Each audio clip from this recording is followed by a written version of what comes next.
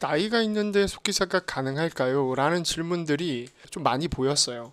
이런 질문들을 하시는 분들의 심리는 좀 어떤 게 있을까 생각을 좀 해봤거든요. 첫 번째로는 아무래도 나이가 있으면 고용을 꺼리는 것이 일반적이니까 이런 걱정들을 좀 하시는 것 같고요. 두 번째로는 보다 현실적인 얘기를 듣고 싶어서 일 것 같아요. 카페에 나이가 있는데 속기사 가능할까요? 라는 질문들이 있으면은 그 답글들은 꼭 그런 식으로 나오죠. 아, 괜찮아요. 나이가 있어도 괜찮습니다. 속기사 할 수 있어요. 라는 긍정적인 답글들이 달리는데 사실 이런 질문을 하시는 분들이 듣고 싶은 내용은 그거라고 생각을 해요. 도대체 속기 업계가 어떤 상황이길래 나이가 있음에도 속기사를 하는 데 있어서 문제가 없는 것인지에 대한 보다 현실적인 얘기를 듣고 싶어 하시는 게 아닌가 라는 생각을 좀 하고요.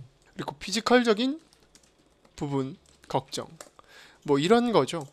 제가 아무래도 나이가 좀 있다 보니까 어린 친구들처럼 손을 빠르게 움직이는 데 있어서 좀 제한점이 있지 않을까요? 라는 생각들을 하시는 것 같아요. 그래서 걱정들을 하시는 것 같은데 저는 또 그렇게 생각을 합니다. 20대 초반 그리고 60대 어르신 분들을 실제로 가르쳐 본 경험자 입장에서 얘기를 좀 하자면 나이적인 부분에 있어서 피지컬적인 부분을 걱정하실 필요는 없다라고 생각을 해요. 결국 이 속기 시스템이 어떤 시스템이냐면 여러 개의 키캡을 동시에 눌렀다가 떼야 글자가 출력되는 시스템이거든요. 이건 어때요? 세 글자 눌렀다가 두 글자 눌렀다가 네 글자 눌렀다가 다섯 글자 눌러야 해요. 자, 이걸 1급을 치는 데 있어서 보다 좀 용이하게 따기 위해서는 어느 정도로 쳐야 하냐면 세 글자, 두 글자, 네 글자, 다섯 글자. 요 정도 속도도 지금 제가 느리게 얘기한 거예요. 이것보다도 빠르게 쳐야 돼요. 손을 빠르게 움직여야 한다는 거죠. 자, 이게 속기 키보드가 다른 점, 뭐 특성이라고 하죠. 특성이라고 할게요. 자, 일반 키보드랑은 다르죠. 자, 일단은 이 세 개를 한 번에 눌러야 한다는 부분이 다르고요. 그리고 심지어 빠르게 떼야 하는데 다음 칠 두 글자 같은 경우에는 또 키의 위치가 달라요. 자, 그렇다면 이 일련의 과정들을 굉장히 빠르게 할 수 있으려면 결국 뭐 해야 합니까? 때려야 합니다. 키보드를 때려야 돼요. 때리면서 빠르게 쳐야 돼요. 따다당 따다당 이렇게 빠르게 쳐야 돼요. 자, 방금 제 손 동작에서도 빠른 동작들을 하기 위해서는 결국 위팔로근이랄지 여러 가지 근육들이 공통적으로 쓰여야 돼요. 예. 자, 그러면 이 20대 초반분들이 피지컬적으로 다 좋은가? 그것도 아니에요. 가르쳐 보니까 20대 초반분들도 살아오신 20년의 세월 동안 속기 키보드를 하는 데 있어서 치는 데 있어서 유리한 근육의 참여가 잘 안 되어 있는 분들도 많아요. 그럼 그런 분들도 피지컬적인 문제를 같이 겪어요. 이건 60대 어르신 분들만의 문제가 아니다 라는 부분으로 정리를 좀 해볼 수가 있을 것 같습니다. 자, 그렇다면 이제 다시 원론적인 얘기로 돌아와서 나이가 있으면 고용을 꺼리는 것이 일반적인데 도대체 속기업계는 뭐가 다르기 때문에 괜찮다고 하는 것일까? 실제로 괜찮은가에 대해서 알아보도록 하죠. 바로 이것 때문입니다. 속기사는 경력을 쌓을 곳이 없고 사무소장은 쓸 속기사가 없는 게 현재 속기 업계의 가장 큰 문제예요. 네. 자, 이 얘기는 앞으로의 영상에서도 지속적으로 나올 얘기인데요. 자, 사무소장이 쓸 속기사가 없다는 얘기는 어떤 얘기일까요? 지금 소장, 고용주들은 속기사들의 나이를 따질 입장이 아니다 라고 정리할 수가 있을 것 같습니다. 속기사들이 경력을 쌓을 때가 없다라는 건 다르게 얘기해서 어떤 의미죠? 고용주들은 초입 속기사들을 꺼린다. 고용하길 꺼린다. 라고도 정리할 수가 있겠죠. 이 얘기의 반증은 우리가 그렇게도 생각을 해볼 수가 있을 것 같아요. 속기협회의 공고가 아닌 프리랜서 공고를 보는 게 생각보다 어렵죠. 보신 적이 잘 없을 거예요. 그게 왜 그러겠어요. 고용주들이 진짜 이런 경력 없는 속기사의 고용을 꺼리기 때문이에요. 나이 걱정은 이제 안 해도 되겠죠. 그죠? 지금 현재 속기 자격증을 따고 놀고 있는 속기사들도 정말 많습니다. 그리고 많은 숫자의 학생분들이 속기 시험을 치르고 계시고요. 나이 걱정을 할 상황은 아니다. 자, 그렇다면 도대체 이 고용주들은 왜 이런 초입 속기사들, 경력이 없는 속기사들의 고용을 꺼리는지에 대해서 여러분들은 알고 있어야 한다라는 말씀을 드리고 싶은 거예요. 자, 우리가 사실 인정하긴 싫지만 자격증만 따면 되겠지 라는 생각을 하고 계신 거예요.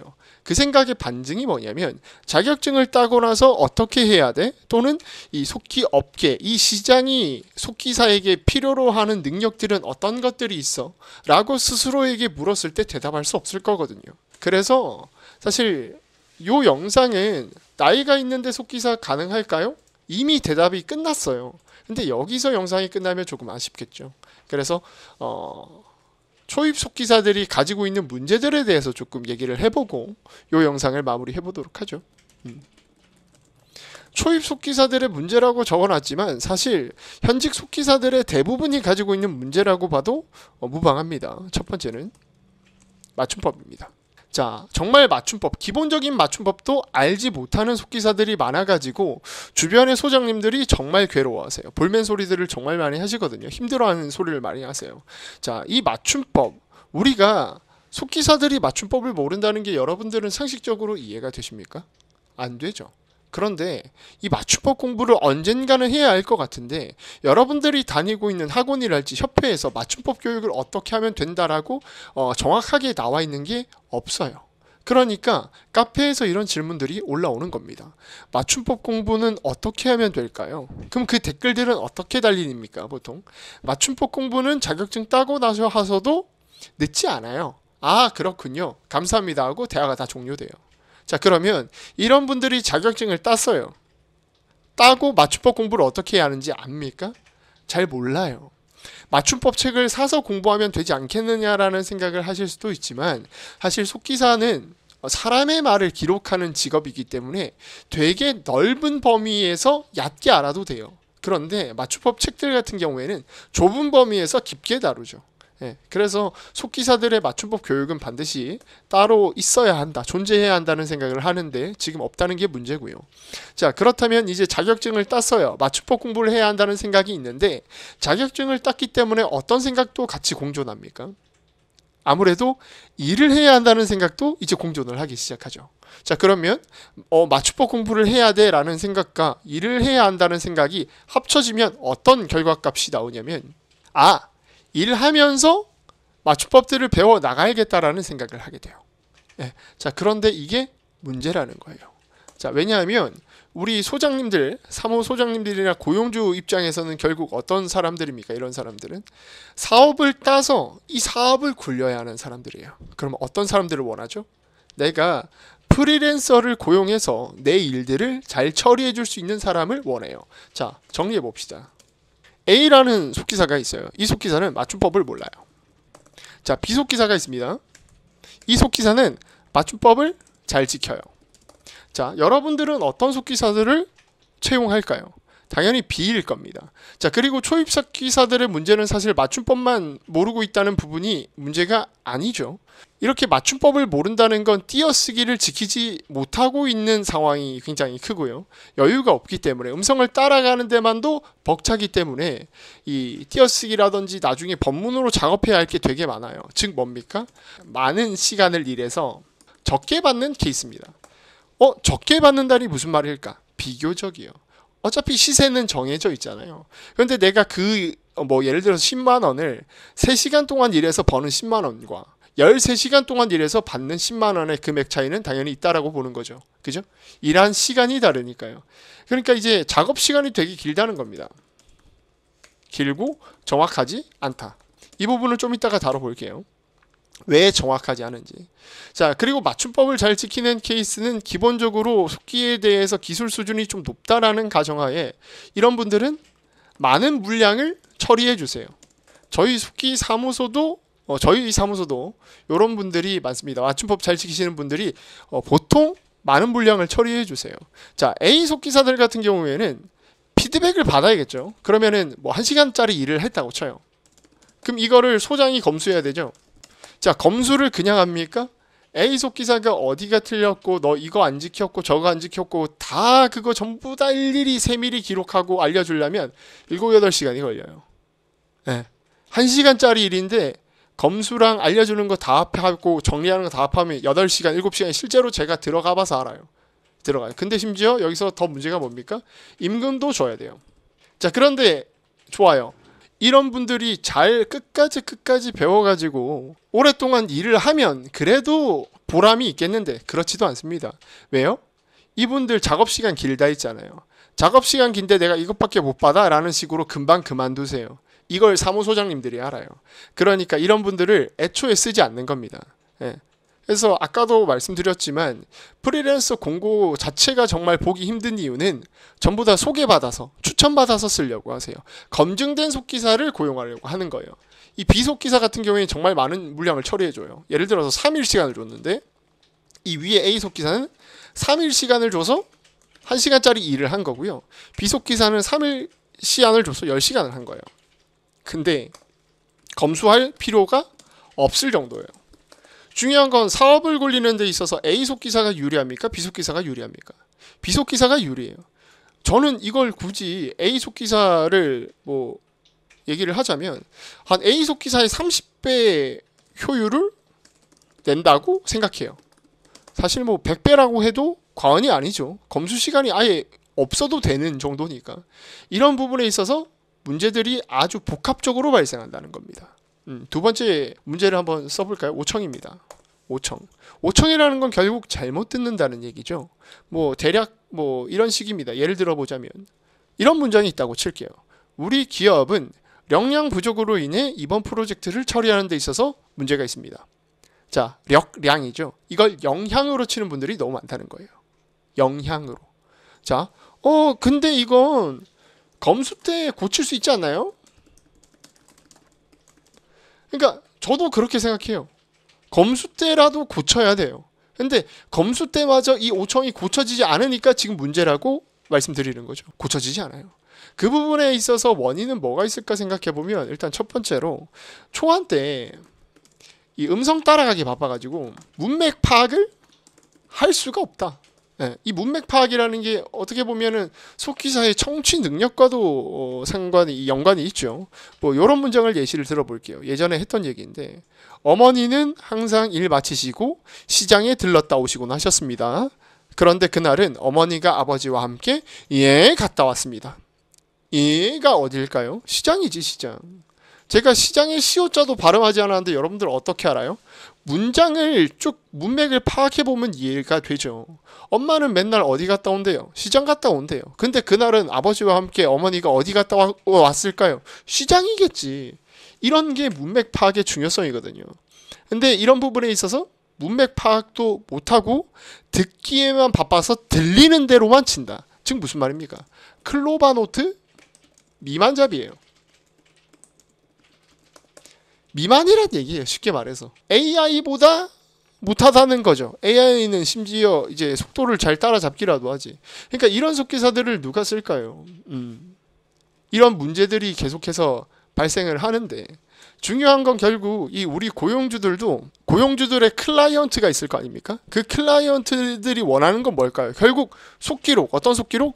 정확하게 기록된 속기록. 해당 발화자가 어떤 의미로 했던 말인지에 대해서 보다 정확히 기록하는 부분에 있어서 원하는 게 니즈죠. 예. 이런 부분들을 초입 속기사들은 채울 수가 없습니다. 왜? 따라가기 바쁘니까. 또 맞춤법이나 오청, 뭐 오탈자도 사실 문제예요. 자, 이런 부분들이 검수 때 고치면 되지. 뭘 걱정해. 라고 생각을 하시는데 사실 일반인들도 이렇게 생각을 할 거예요. 근데 그게 아니라니까요. 왜냐하면 속기사들이 요즘 분들, 저도 요즘 것들인데 요즘 분들이 어떤 생각을 하냐면 받은 만큼만 일하면 된다라는 생각이에요. 이게 아주 무서운 말입니다, 여러분. 무서운 말이에요. 그러니까 초안 작성에서 정확도도 좋지 않고 따라가기 급급하니까 맞춤법 오청 오탈자가 계속해서 발생해요. 초안이 정확하지 않다는 거죠. 자, 그럼 이건 법문할 때 이런 문제가 있습니다. 법문을 한 번 했어요. 법문. 자, 그러면 두 번째 법문 때 틀린 게 또 나와요. 자, 그러면 세 번째 법문 때 혹시 몰라서 세 번째 법문까지 한 거예요. 틀린 게 또 나와요. 자, 그러면 여기서 타협을 한다는 거예요. 아, 이 정도 법문을 쓰면 되니까 이제 내는 거야. 제출. 여기서 네 번째 법문까지 이미 두 번째 법문으로도 내가 지금 시급이 지금 3,000원이 안 나오는데 세 번째 법문, 네 번째 법문까지 하면 내가 도대체 이거 5만 원 받자고 7만 원 받자고 이거 도대체 며칠을 갈아 넣어야 되는 거야 라는 생각 때문에 제출을 해버려요. 그리고 이런 문제들, 맞춤법적 탈자 문제들이 발생하죠. 이런 부분들이 프리랜서가 결국 잘리는 원인이기도 하고 일감을 더 이상 받을 수 없는 원인이기도 해요. 돈을 못 버는 이유라는 겁니다. 지금 속기사들이 받은 만큼만 일하면 된다라는 말은 어떻게 보면 굉장히 위험하다라고 보는 게 뭐냐면 결국 이 시장 구조를 생각해야 돼요. 다 이기적이야. 자, 여러분들이 1시간짜리 뭐 회의록을 해요. 7만 원 준대요. 그러면 1시간짜리가 얼마가 걸리든 너가 정확하게 하면 내가 7만 원 주겠다는 어떻게 보면 무언의 약속 아닙니까? 그런데 본인의 기술 수준이 부족함으로 인해서 이 1시간짜리 처리하는데 3일 내도록 걸렸어요. 누구 문제입니까? 내 문제지. 이 7만 원밖에 안 준다는 이 문제예요? 그럴 리가. 이거를 3시간 만에 2시간 만에 7만 원 이거 해결하시는 분들도 있는데 근데 이거를 현재 내 기술 수준은 고려하지 않고 받는 돈만 생각해버려서 난 받은 만큼만 일할 건데? 그러니까 본인들을 안 찾지 라는 문제들이 있는 겁니다. 결국 오늘 영상 뭐였습니까? 나이가 있는데 속기사가 가능할까요? 이 나이 걱정은 넣어두셔도 될 것 같습니다. 지금 이 속기 업계의 문제는 나이 문제가 아니라 정말 쓸 속기사가 없는 상황이니까요. 일자리가 많다는 얘기는 뭐 나중에 또 다음 주제에서 또 얘기를 하겠지만 일자리는 많지 않습니다. 그러나 결국 속기사들이 시험 보는 사람들 많잖아요. 그런 사람들을 모두 포괄해서 채용할 자리는 없지만 실력 있는 사람들이 살아남을 수 있는 충분한 돈을 벌 수 있는 일자리는 충분히 있다라는 말씀을 드리겠습니다. 앞으로 제가 드리고 싶은 얘기가 되게 많아요. 많은데 이런 얘기는 이 영상 하나에서 하는 게 아니라 앞으로의 영상에서 계속 풀어나가 보도록 하겠습니다. 여기까지 하겠습니다.